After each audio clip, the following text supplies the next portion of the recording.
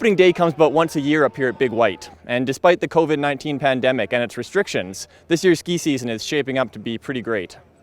Well, there's a big smile on my face underneath this mask. I mean, Okanagan Champagne Powder, opening day, probably one of the best openings that we've ever had in our history.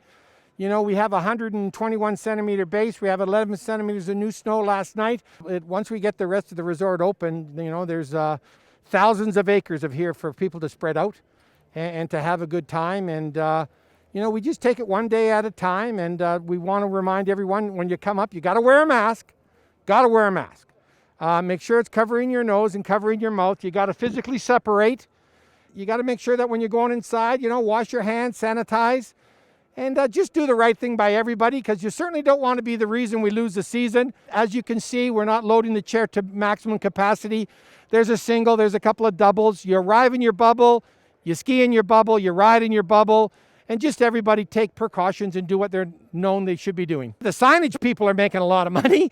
You know, there's just signs everywhere. There's signs, but yeah, you know, we're just trying to do everything right. We just did everything to make it possible for people to have a good time.